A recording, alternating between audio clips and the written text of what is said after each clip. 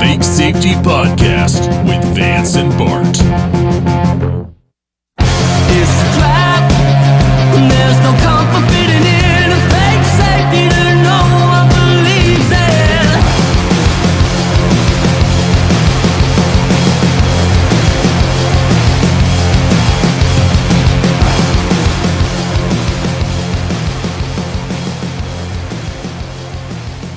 Do you remember the free dial-up internet service Juno?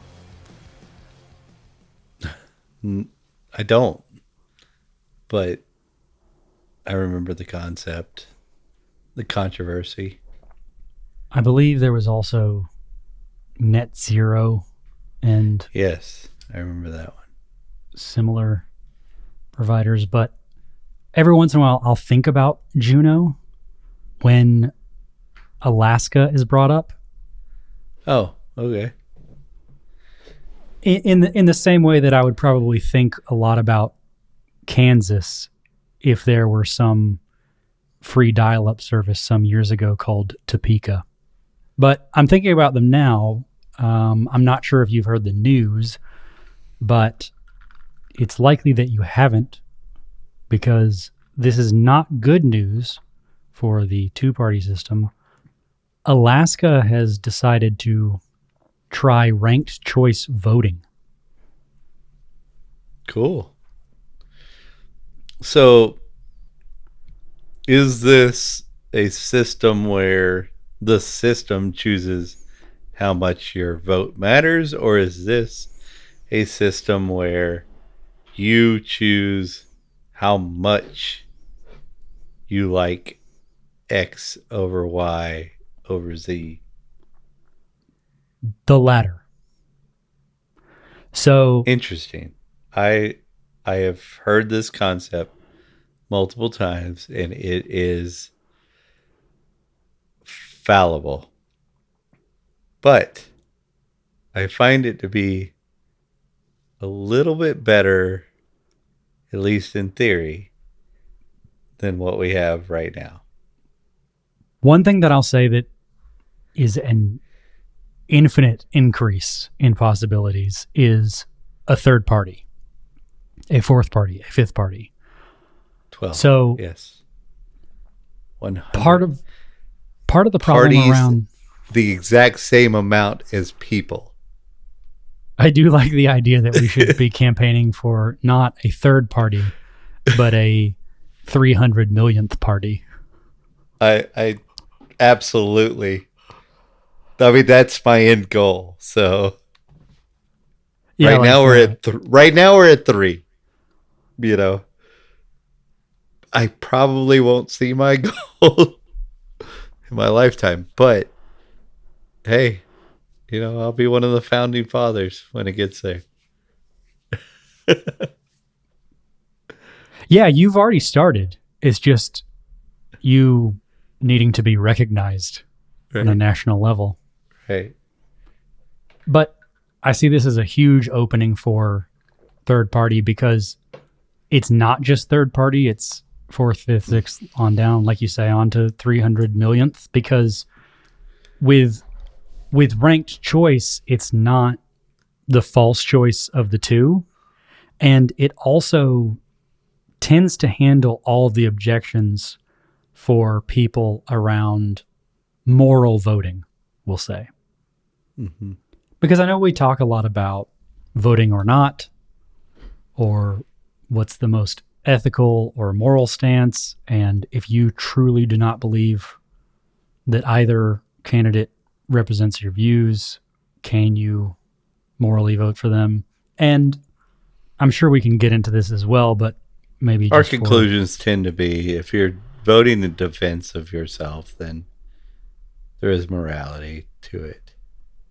But yet, we do like to put out all the objections to voting and pros and cons. We are definitely not.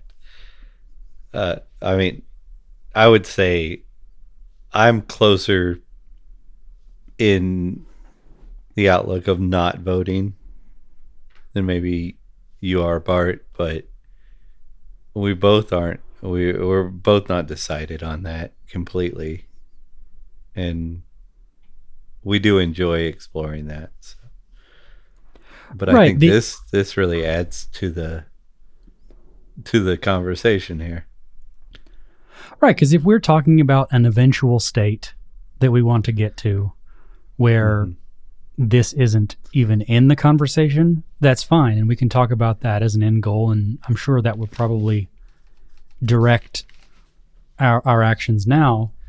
But it is good to talk about what we're doing right now and how progress is still progress. We can still celebrate better voting, even if wholesale you believe voting to not be valuable or effective or the right tool. Like, if you can be completely against democracy and still practically know that better voting gets you to a better place. Yeah, right. Better avenues of voting can get you closer to the goal of nobody voting. I like it to be everybody voting. I just like it being put that way. Everybody voting for their own shit. For their own place in the market, their own place in the economy. Right. And not having to worry about what somebody else is voting stopping you. Just free to vote however you want. Just voting here, voting there, voting everywhere. Just voting all over the place. Just like voting bukkake. Which is such a great band name. But right. The words come naturally to everyone. I can't think of anyone who would be listening to this podcast who hasn't heard the phrase throwing away your vote and know exactly what they're talking about. It doesn't matter what candidate you're talking about, which era. I think there's some fanaticism around Ron Paul, but if you're a Gary Johnson or a JoJo, any of those campaigns were met with a very just lukewarm response of, yeah, but I'm throwing away my vote if I vote for them. Yeah, it's been a long time since anybody ran for office at Vance today would go, I'm all in. Well, I think that's because of that. Yeah. Right? Would that person even stand a chance? Well, see, and if you put it that way, if you say who's all in on somebody, if you look back on the Ron Paul election, how would it have gone? Because most of the people who voted for Ron Paul were all in. I can't imagine that the motherfuckers who voted for any of the other candidates were all in on those motherfuckers. Right. If there are 3 people on the ballot, Ron Paul is your first choice, second choice, third choice. Yeah. And everybody else is Ron Paul, then... It's Ron Paul, and I hope you're still breathing. That's it. Those are the 2. But I can't think of another election that I would say that in my lifetime. Even with Rand Paul. And Rand Paul, I do not want to take anything from him. He has been a hero when it came to lockdowns and whatnot. But I don't have that same trust and feeling with him that I do with Ron. And I would probably go in a significant portion, like 90, but say 10% somewhere else. 10% for Santa Claus. But the part that I don't even think a lot of people are even wrapping their heads around yet is that this is all a feedback loop. So the reason no one has ran that you would be all in for is because they know that the more opinionated and principled they are, the worse they perform at the polls. So why would they run? Like, this Yeah. isn't just a change in voting. Voting is itself something that all of these campaign strategies work back from.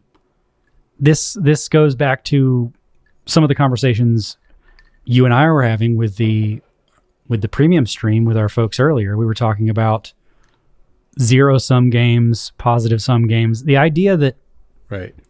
for the most part, it's been two parties, which means there's one winner, there's one loser.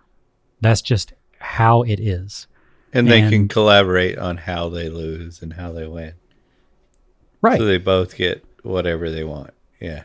But you open up just the smallest possibility of a third nth party coming in to throw off your whole thing. Your entire campaign strategy has to change to match that, which means we as a populace get a whole lot more power back.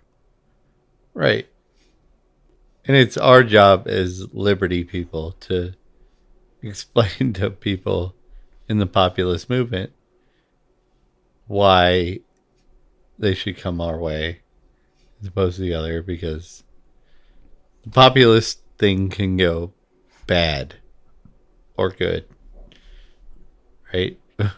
We've seen it go one way and the other. Really bad, really good. Luke bad, Luke all over the place. It's not necessarily a bad thing, populism. It's not necessarily a good thing. But what we are saying is, by doing this form of voting, the populist movement doesn't necessarily have to be extremist or whatever. It can be the librarian at the public school that I hate. I hate the fact that your school exists. But we both agree on something, right? Let's say it's taxes should be lower or something like that, right?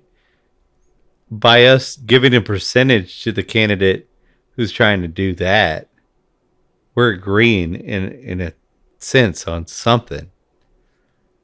And the more candidates there are with different things they want to do, the more we're going to get to a place where we can agree. Because there could be a candidate who wants, let's say, prison reform. And I'm going to give a percentage to them based on how much I think prison reform is the priority. The problem I'm seeing with this form of voting is it is still, I'm doing something with somebody else's shit. So I'm looking at 100 different more ways, more ideas to spend your money. So what I'm saying is, yes, there are plenty of ways to defend yourself. I don't want to spend money that way or whatever. What I'm saying is the campaign money is going to come in for the people trying to spend money. So those ones are going to go to the top. They become more popular because better ads. We're just going to find better ways to spend other people's money. That's what I see coming from this. Along with the good stuff. But what I would like to propose to that, let's put it on top of what Alaska's doing, is put your money where your fucking mouth is. How much money are you paying towards taxes? There's a percentage. Just take the total amount paid towards taxes, divide it by the total amount you made, Find your percentage. All right, see what you want to pay for. Do it yourself. You fucking commie libs. If there's any listening, do it your fucking self. Find what you want to pay for. Check it off. See how far we're apart. I bet we're not that far apart. Are you telling me you don't think the military-industrial complex is going to have the best ads, though? Oh, they're gonna have so good ads. Because if we're moving away from who we have representing us and going straight into voting for policy, I think it's funny though. The Joneses don't give money to the military industrial complex. They give it to the people providing sitting stoops in their front yard for people at the bus stop. And the Joneses' house has got these nice stoops and like with booths, and it's in their property. The bus comes there, but everybody sits there and they're happy. Nobody throws their trash on the ground because hell, the Joneses, I mean, their fucking house is the best to sit, wait for the bus. It's not fucking with them. So Jones's house is shit. Is a shit, man. Everybody likes the Joneses in their neighborhood. But the military industrial complex is spending tons of money trying to get you to vote for them. Totally different than what they're doing now. They don't do that now. they don't do at that all. Not right. at all. I think that's my real take on all this, is that the lesser of two evils is a hard pill to swallow, but the lesser of infinite evils is a step in the right direction. Right, because there's infinite good. That's what we're saying. That's what I'm saying is I want there to be an election of how many people exist. That's how many people should be running for election. Because it shouldn't matter what the fuck your neighbor thinks. It shouldn't matter what the fuck anybody thinks.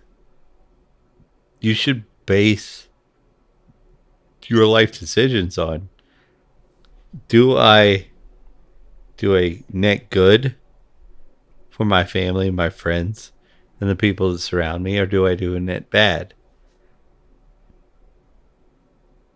Period.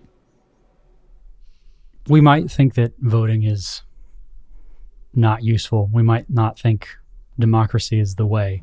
But I would challenge anyone to say that this isn't, at the very least, in the right direction and better.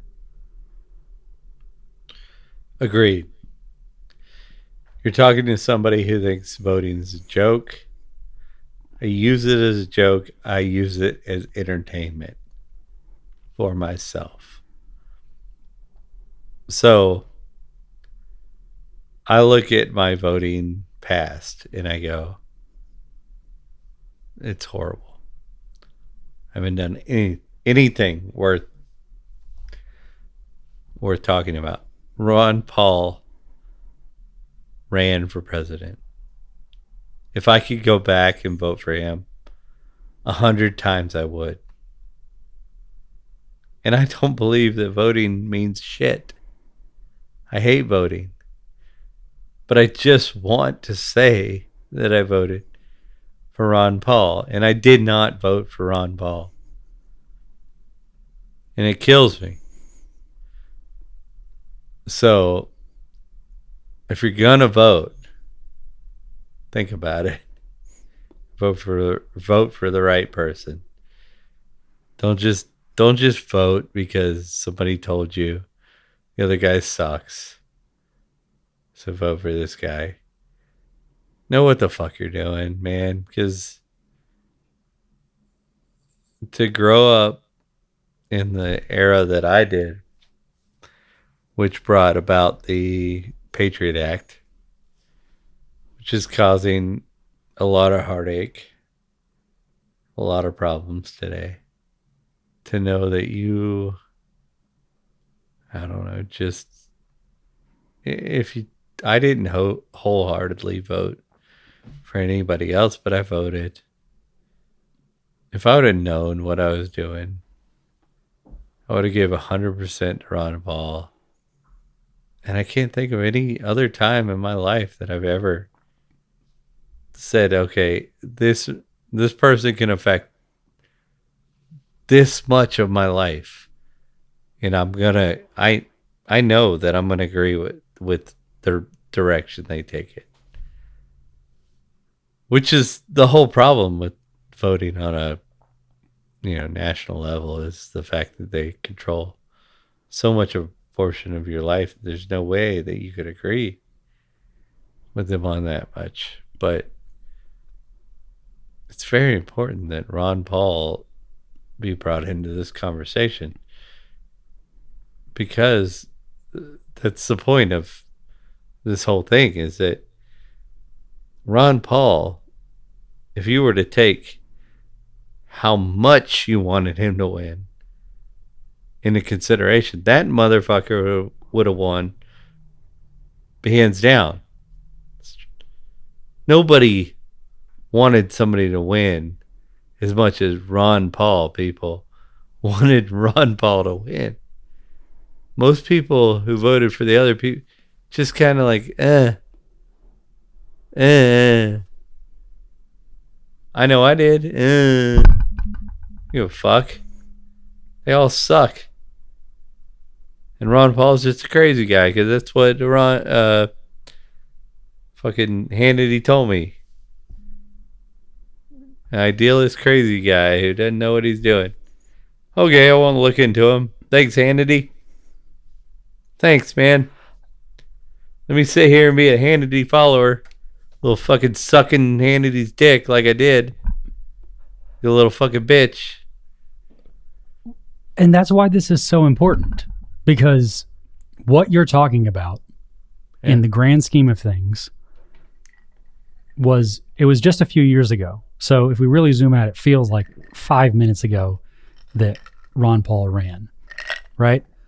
So something that's happening now in a state in the union is something that's coming to fruition and is real and is possible, and just missed that wave by a short amount. Because when you talk about the let's put policies on and let's put like math against taxes and breaking things down, it's like, who decides what's on that policy? So like I do think that's, just for the record, I think a great proposal.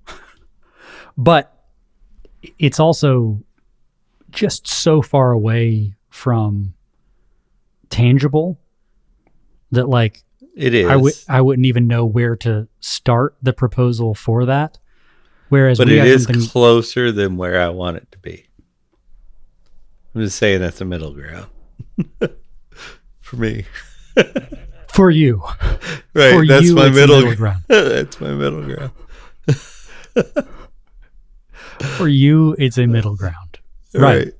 If we get there before I die, I mean, it might be like the Joker smile. Like 50% would make me happy. Right. To you, that's a half measure. To the rest of the world, that's essentially anarchy, because they're so used to authority. Which is very comparable, because if you look at the rest of the world, the way they run things. I actually meant the rest of the West, we'll say. Right. But if you were to take in consideration countries that are only willing to blow up weddings and schools in other countries, that voting level goes down quite a bit.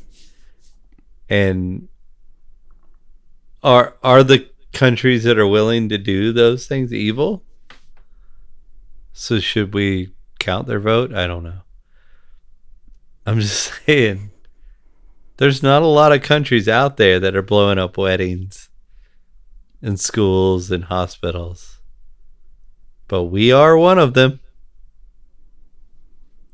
We are blowing up schools, hospitals, and weddings in one of the poorest countries in the world, Yemen.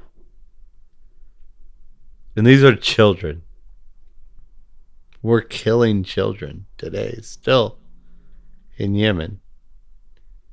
Children that are just, can mommy find me enough to eat today to have the calories to survive to tomorrow? And then they get blown the fuck up. Do I sound like a fucking broken record? But why the fuck are we blowing up poor children? Sorry. Our episodes keep coming back to the fact that we're killing kids.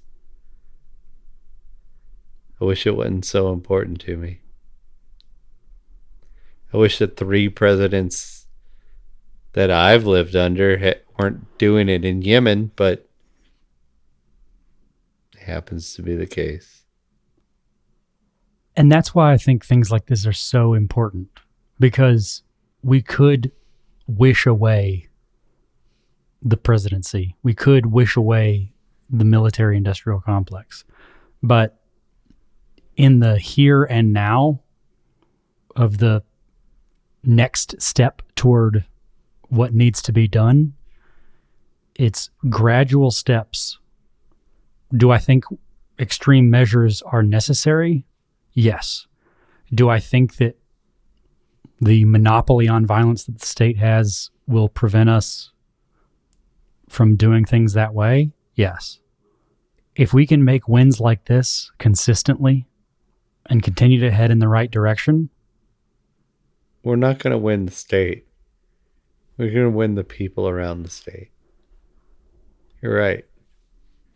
It's absolutely right. The state will consider whatever wins we have a loss. But the people around it, the people who believed in it, the people who thought, oh, United States is here for good and love and happiness and freedom, can look at